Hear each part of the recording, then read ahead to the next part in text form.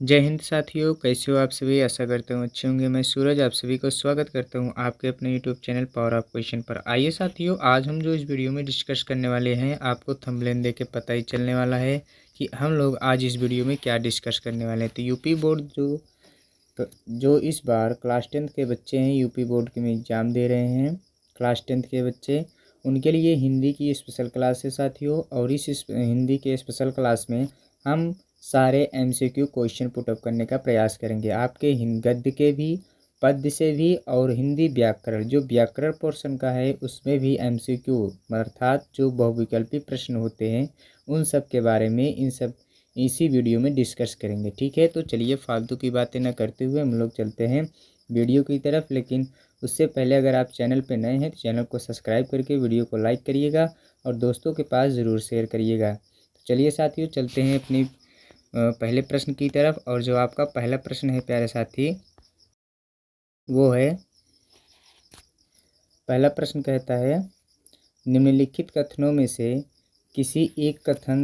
निम्नलिखित कथनों में से कोई एक कथन सही है, उसे पहचान कर लिखिए। ये 4 कथन दिए गए हैं, इन चारों कथन में से कोई एक कथन सही है साथियों, उसको आपको पहचान कर लिखना है। ठीक है, कि कौन सी कथन सही है।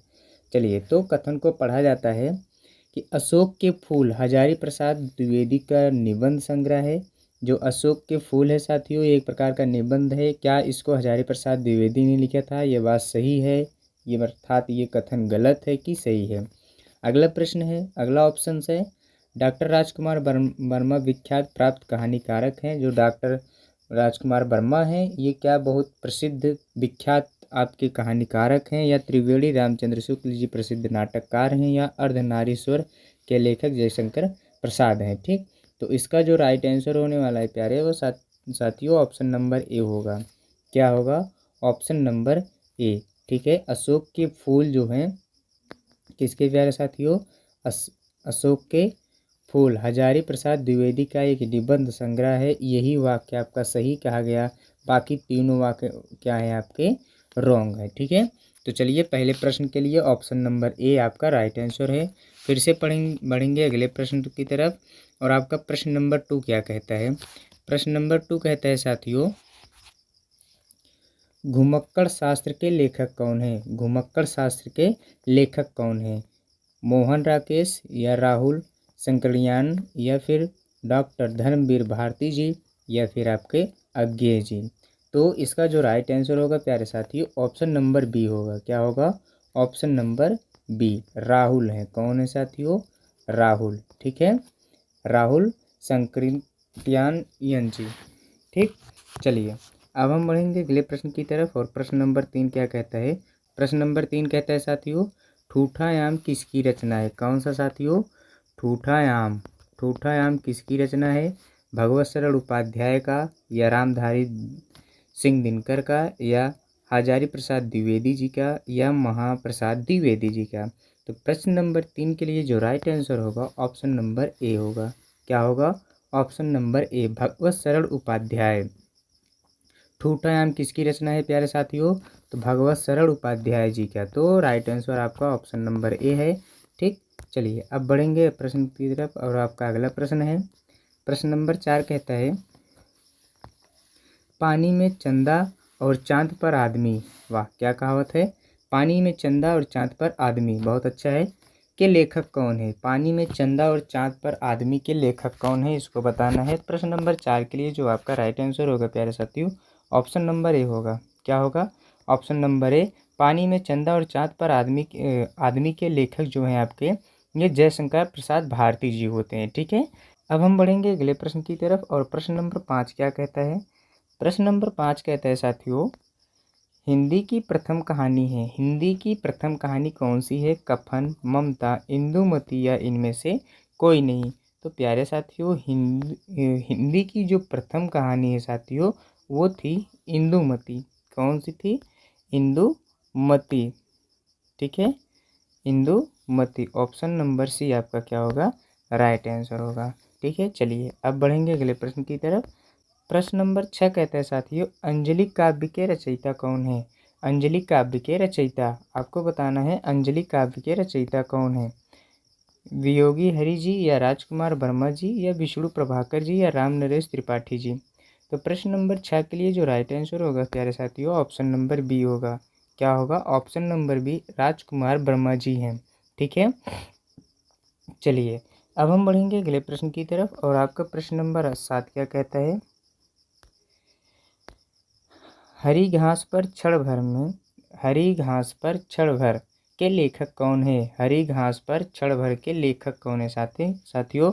धर्मवीर भारती जी हैं या जयशंकर प्रसाद जी या अज्ञेय जी या इनमें से कोई नहीं। तो प्रश्न नंबर 7 के लिए जो राइट आंसर होगा प्यारे साथियों ऑप्शन नंबर सी है, अज्ञेय जी हैं। ठीक है, चलिए अब हम बढ़ेंगे अगले प्रश्न की तरफ और आपका प्रश्न नंबर 8 क्या कहता है? प्रश्न नंबर 8 कहता है साथियों, वीरगाथा की काल कवि कौन है? किसके? वीरगाथा काल की कवि कौन है? वीरगाथा काल के कवि कौन हैं? भूषण जी हैं या केशवदास जी हैं या चंद बरदाई जी हैं या घनानंद जी हैं। तो प्रश्न नंबर 8 के लिए जो आपका राइट आंसर होगा ऑप्शन नंबर बी होगा, चंद बरदाई जी हैं साथियों। वीरगाथा काल के कवि जो हैं आपके चंद बरदाई जी हैं। इसको याद रखिएगा, भूलिएगा मत, फिर एग्जाम में आएगा। ये सब बहुत ही इम्पोर्टेंट प्रश्न हैं, सब के सब आपके इम्पोर्टेंट प्रश्न हैं साथियों। ठीक है, एमसीक्यू प्रश्न में जो आपका 20 नंबर का प्रश्न पूछा जाता है प्यारे साथियों, उसमें ये सब प्रश्न आपके क्या होते हैं? यही सब आपके प्रश्न पूछे जाते हैं। तो चलिए इसी के साथ हम बढ़ते हैं अगले प्रश्न की तरफ और आपका प्रश्न नंबर 9 क्या कहता है? परशुराम की प्रतीक्षा परशुराम के प्रतीक्षा के लेखक कौन है? परशुराम के प्रतीक्षा के लेखक कौन है? अज्ञेय जी हैं कि दिनकर जी या नागेंद्र जी या आपके हजारी प्रसाद द्विवेदी जी हैं साथियों। तो ऑप्शन नंबर 9 जो है, आप बताइए कौन सा ऑप्शन इसमें सही होगा? इसका जो राइट आंसर है साथियों ऑप्शन नंबर बी है। ठीक है, कुछ लोग कह रहे हैं नागेंद्र जी होंगे, बट परशुराम के प्रतीक्षा के लेखक जो हैं प्यारे साथी, ये हमारे दिनकर जी थे। ठीक है, बढ़ें अगले प्रश्न की तरफ। चलिए ठीक है, फिर हम बढ़ते हैं अगले प्रश्न की तरफ। प्रश्न नंबर 9 क्या है भाई? आंसू ओसू क्या आ गया ये सब? आंसू के रचनाकर, चलिए इसको भी देखा जाता है। आंसू के रचनाकर हैं, आंसू के रचनाकर, आंसू जो है साथियों ये कहानी है, इसके लेखक कौन है? यही पूछा गया कि इसकी रचना करने वाले कौन हैं? अयोध्या सिंह उपाध्याय हरिशौद जी या फिर आपके बहुत ही अच्छे लेखक जिसको माना जाता है महादेवी वर्मा जी या जयशंकर प्रसाद जी या आपके मैथिली शरण गुप्त जी। जो आपके बहुत ही खास जो आपके लेखक हैं, इसके रचनाकार हैं, बहुत ही प्रसिद्ध आपके जयशंकर प्रसाद जी हैं। और एक चीज़ बताना चाहेंगे साथियों, इनका जीवन परिचय भी आप लोग याद करके रखिएगा। क्या? जीवन परिचय। ठीक है, इनका जीवन परिचय, इसमें से आपको बता दें कि मैथिली शरण गुप्त जी का भी, महादेवी वर्मा जी का भी जीवन परिचय याद रखिएगा, जिससे आपसे एग्जाम में पूछा जाए तो आप जीवन परिचय इजीली से लिख सको। ठीक है, और 100% बता रहे हैं आपको, जयशंकर प्रसाद, महादेवी वर्मा, मैथिली शरण गुप्त, 3 लोगों में से एक लोगों का जीवन परिचय आपको लिखना आएगा ही आएगा। ठीक है, बढ़े अगले प्रश्न की तरफ। चलिए ठीक है, कोई दिक्कत नहीं। प्रश्न नंबर 11 क्या कह रहा है साथी? तब हास्य रस का स्थायी भाव बताइए भैया। हास्य मतलब हंसना, हास्य का अर्थ क्या होता है प्यारे साथी? हास्य का अर्थ होता है हंसना। क्या होता है? हंसना। जैसे चंपू को देख के पिंकू ने हंस दिया। किसको देख के? टिंकू को देख के पिंकू ने हंस दिया। तो हंसने का जो हास्य रस का अस्थाई भाव होता है साथी, ये होता है आपका हास। क्या होता है? हास। शोक किसका होता है साथी? जहाँ पे दुख की बात की जाती है। भय कहाँ होता है प्यारे साथी? जहाँ डर होता है।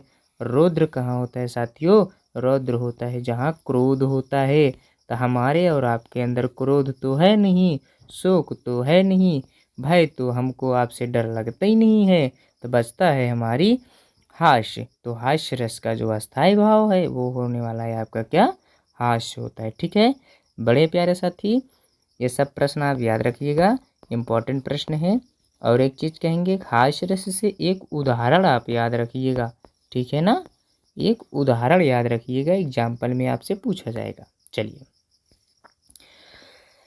फिर बढ़ेंगे प्रश्न 12 की तरफ और आपका प्रश्न नंबर 12 क्या कह रहा है, उपमा के कितने अंग होते हैं भाई, उपमा के कितने अंग होते हैं। प्रश्न नंबर 12 में पूछ लिया गया, 4 हो रहे हैं कि 5 6 7। हमारे हिसाब से तो उपमा के जो है प्यारे साथियों 4 ही भाग ही होते हैं। कितने भाग, 4 भाग। कहानी खत्म। चलिए बढ़ते हैं अगले प्रश्न की तरफ।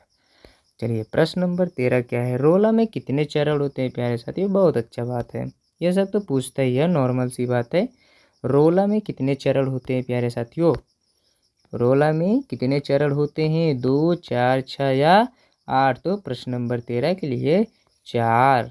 प्रश्न नंबर 13 के लिए ऑप्शन नंबर बी, कितने चरण होते हैं साथी, 4 चरण होते हैं। ऐसे ऐसे ऐसे पहले और तीसरे चरण में यह मात्राएं कितनी होती है, आप लोग कमेंट करके बताइएगा। पहले और तीसरे में कितनी मात्रा, दूसरे और चौथे में कितनी मात्राएं होती हैं, ये आपका एक होमवर्क है, आप कमेंट करके ज़रूर बताइएगा।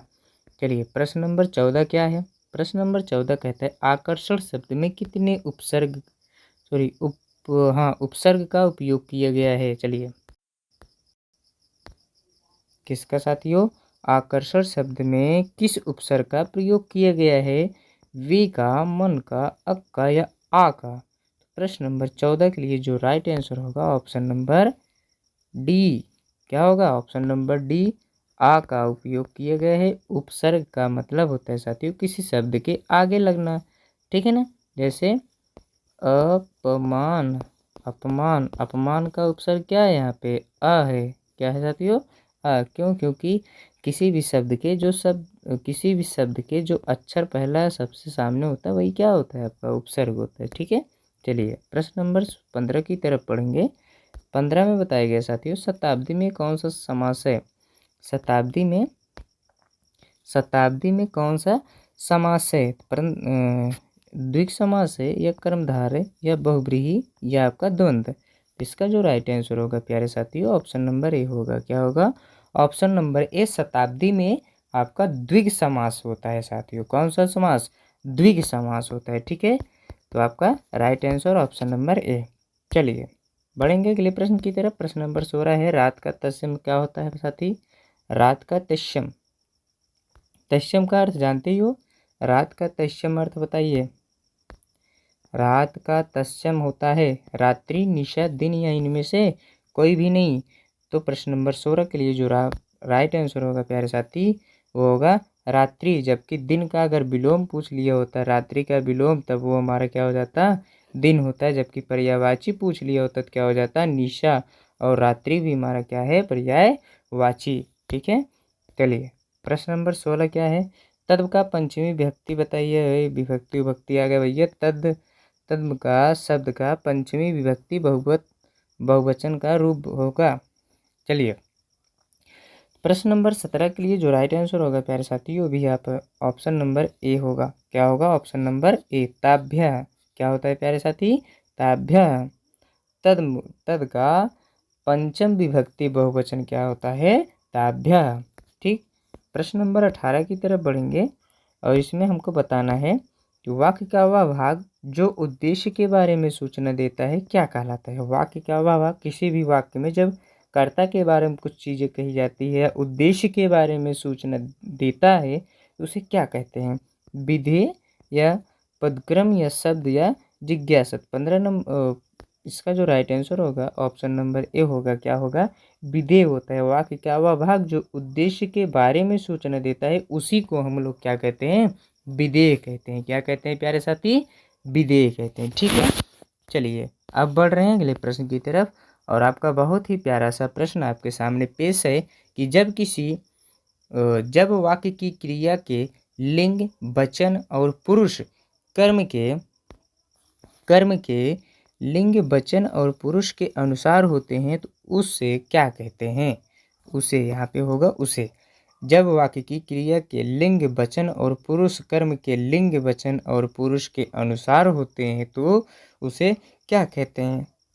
आपके ऑप्शंस हैं कर्मकड़ी का प्रयोग, कर्तरी का प्रयोग, भावे का प्रयोग या इनमें से कोई नहीं। ऑप्शन नंबर 19 के लिए आपका right answer option number A होगा। प्रश्न नंबर 19 के लिए राइट आंसर आपका क्या है? Option number A is a right answer. चलिए बढ़ रहे हैं अगले प्रश्न की तरफ, और आज का लास्ट प्रश्न है आपका कि जिन शब्दों का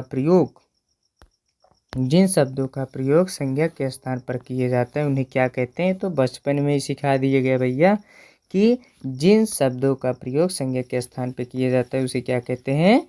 सर्वनाम कहते हैं। और बात करें क्रिया की, तो किसी भी संज्ञा के बारे में जो कुछ कहा जाता है, या हम कह सकते हैं कि कर्ता के बारे में जो कहा जाता है वही क्या होता है? क्रिया होता है। और विशेषण क्या होता है साथियों? तो कर्ता कहिए या संज्ञा सर्वनाम के विषय में जो कुछ अच्छाई या बुराई बतियाई जाए, मतलब उसके गुण की बात की जाए, वही चीज़ आपका क्या होता है? वो चीज़ होता है आपका विशेषण होता है। प्यारे साथी क्या होता है? विशेषण। बात समझ में आई? चलिए तो आज के लिए इतना ही, फिर से मिलेंगे नेक्स्ट वीडियो में, ठीक है। लेकिन उससे पहले अगर आप वीडियो पर नए थे, वीडियो पसंद आए तो वीडियो को लाइक करके चैनल को सब्सक्राइब ज़रूर करिएगा, और हाँ, दोस्तों के पास शेयर करना न भूलिएगा। धन्यवाद। मिलते हैं नेक्स्ट वीडियो में, तब तक के लिए जय हिंद, जय भारत।